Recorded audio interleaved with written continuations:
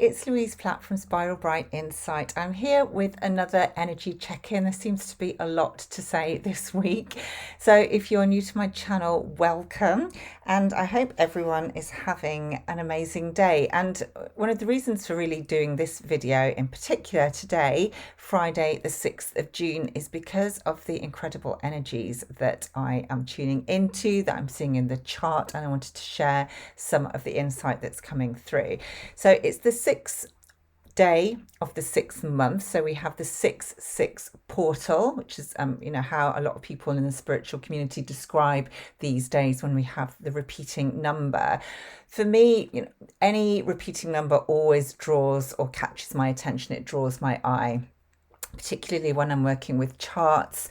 And, when we have the amplified energy of the number 6, we are working with themes of beauty, of love, of unconditional love, of compassion, of self-care, of nurture, nourishment, peace, presence. Now the 6 is a very grounded number linked to nature.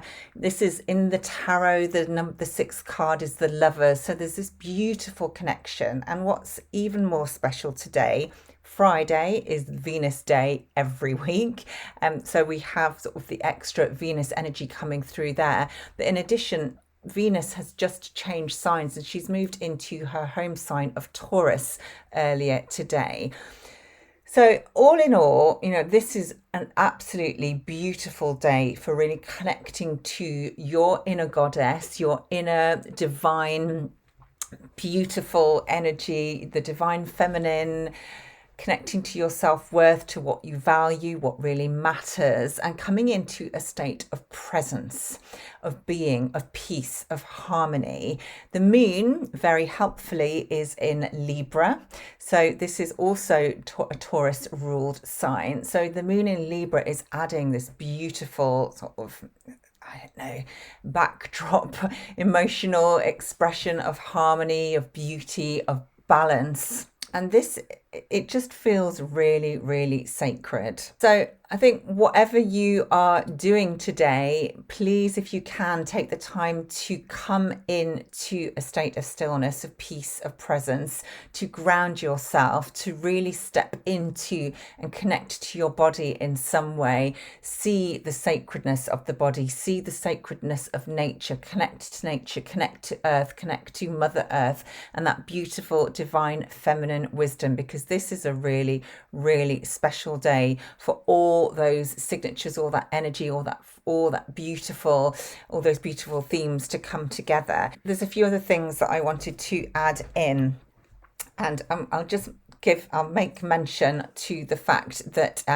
although we have this beautiful grounded feminine, divine, sacred, gorgeousness, we do have, not that it isn't sacred and divine, but there is really strong Gemini at play at the moment as well. So we've got the Sun in Gemini, we have got Mercury in his ruling sign, Gemini, and we have Jupiter in Gemini. Jupiter's at 29 degrees of Gemini at the moment. Now, I've talked about Jupiter moving into Cancer. That was a separate video that I shared this week.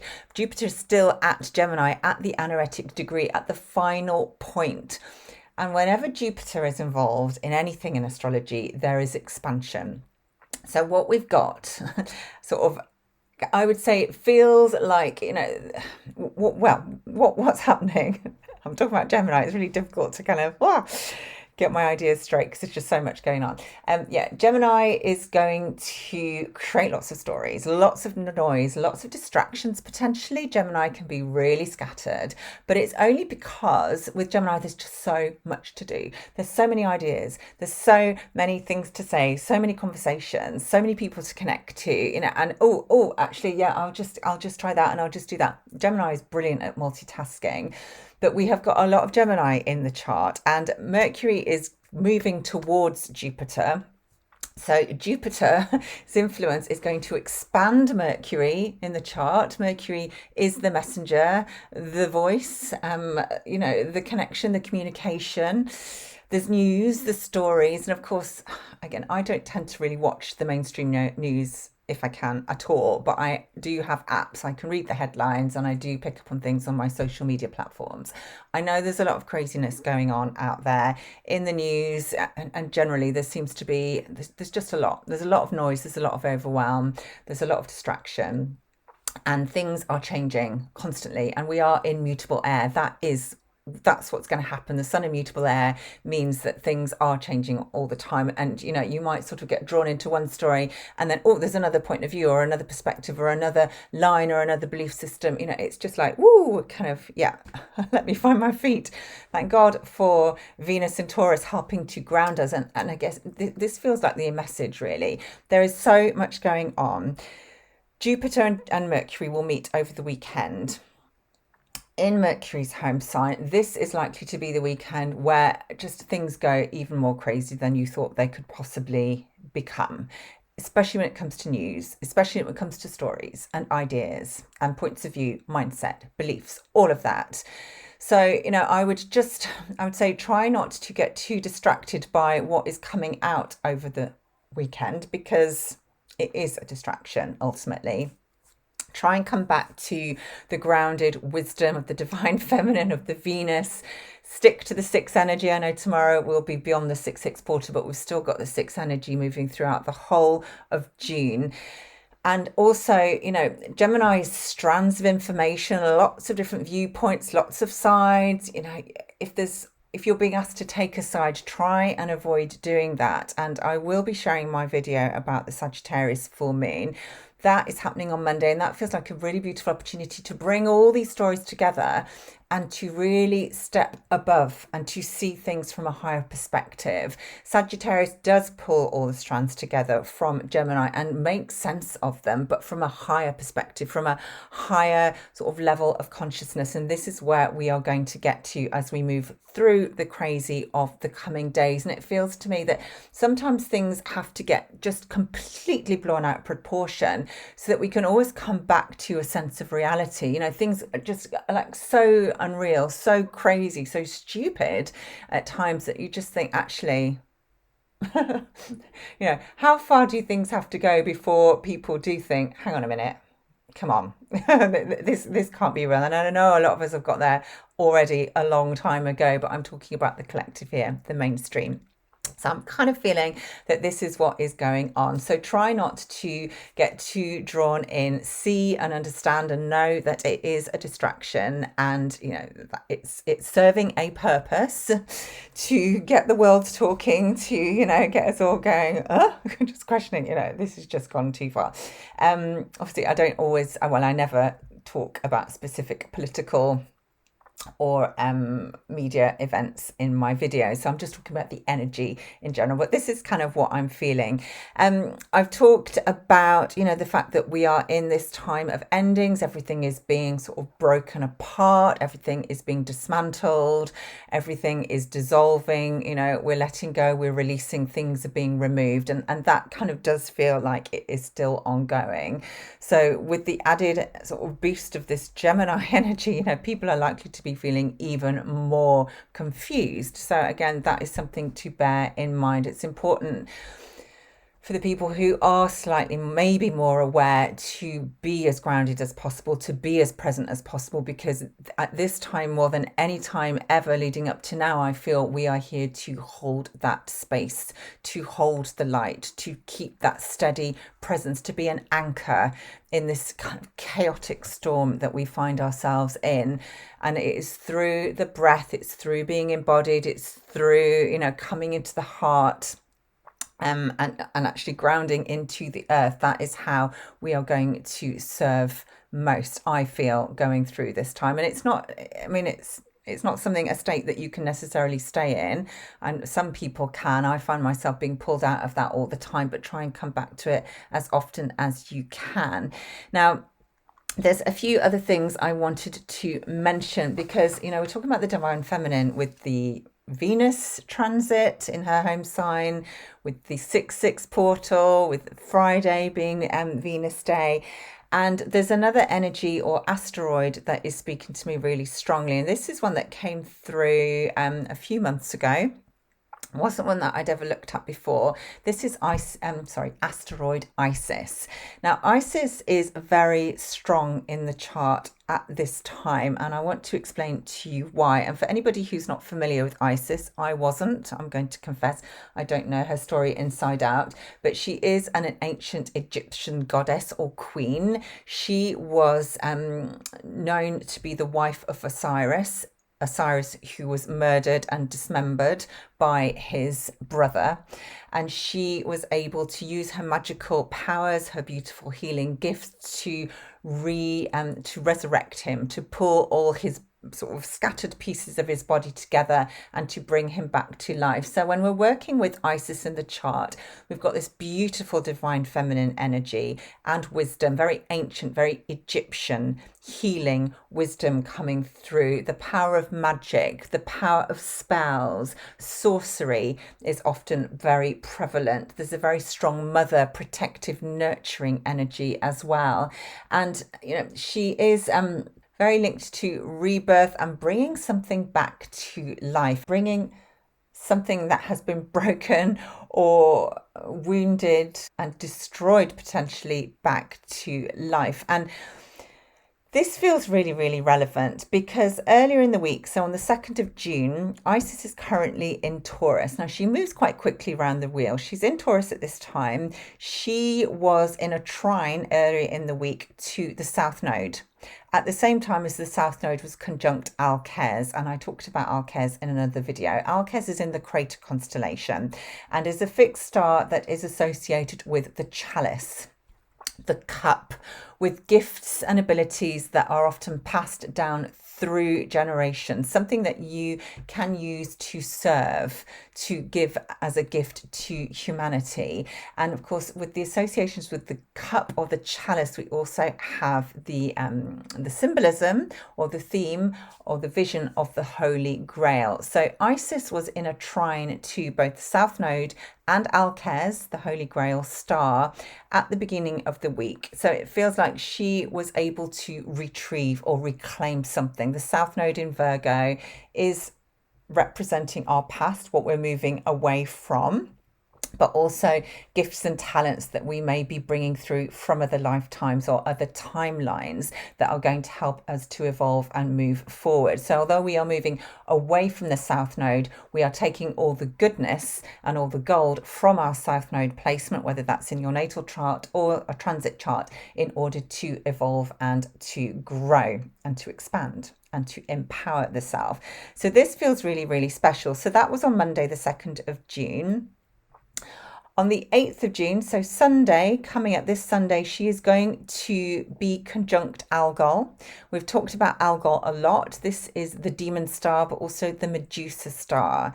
So, of course, Medusa, fair maiden, beautiful high priestess, hugely gifted, hugely talented, very, very beautiful, very powerful. She was turned into this monster by Pallas Athena. She was outcast. She had to go and sort of live in isolation because she was turned into a monster who had the ability to turn any living creature who dared look at her to stone.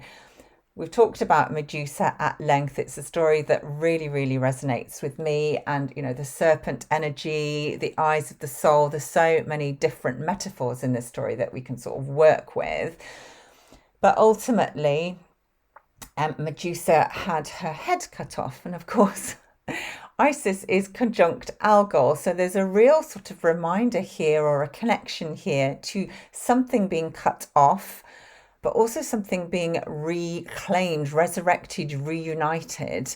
I talked in a video that I did a few months ago about how Medusa had been sort of connecting to me, and I'm getting this really strong message that Medusa needed to find her head to be seen in her whole self, rather than a monster, seen as the goddess, and all the themes that were coming through. I might link that video actually, because that might be worth watching if you are resonating with anything I'm saying. But the fact that Isis is meeting Algol, Medusa, at 26 degrees of Taurus, having earlier in the week connected in a trine to the South Node and to Alkes, the crater. This feels relevant, and it feels as if somehow energetically, symbolically, there is going to be a resurrection or a retrieval of lost parts to come back into wholeness, to reclaim that divine goddess, that divine priestess energy that, was demonized, it was attacked, it was cast out, it was denied, it was, ostracized, it was persecuted, all of that. That feels really relevant. And then the next day, Isis is, sorry, on the same day as Isis is conjunct Algol, she is also in a trine to the Sphinx. And the Sphinx is another Egyptian asteroid, one I've been talking about quite a lot lately. And of course, this is more ancient Egypt kind of connections, mythology. This is having the opportunity to solve a riddle, but we have to be asked the right question. And of course, for anyone who is not familiar or has forgotten the story, the Sphinx would ask anyone who dared pass or claim or ask for right of passage to move beyond the Sphinx and into Thebes. The question was, what walks on 3 legs in the morning, 2 legs at lunchtime, and 1 leg in the evening? And of course, the answer is man. So with the trine to the Sphinx, it feels as if we are suddenly going to get the question right. We're suddenly going to be able to answer the question. And the answer to the Sphinx's riddle is what is going to help us move forward and gain our rite of passage and move through into whatever comes next. So Isis, Algol, Medusa, the Sphinx, all working together to reclaim, to retrieve something. And it feels like something that has been hidden for lifetimes. But it doesn't finish there, because on the 12th of June, the day after the full moon, and they're going to be close in the full moon chart, but the actual exact conjunction happens on the 12th of June, the Sphinx is going to conjunct with Uranus. And this is at 28 degrees of Taurus. So this feels like it's kind of like the energy is building. Things are getting more and more like, oh my goodness. She's retrieved all the missing pieces. She's answered the riddle. She's been given rite of passage, and then she comes to meet with Uranus. And Uranus is like the lightning bolt, awakening, a sudden like aha moment or a shock or something that comes to break everything apart so that things can fall back into place in a better way, in a more, wholesome, more enlightened, more up-leveled, upgraded way is kind of what I'm thinking. This feels like an opportunity for us to take all those parts of the self, particularly those that have been lost in time or that have been denied or cut off, disconnected from, separated from us, that we have become disconnected from.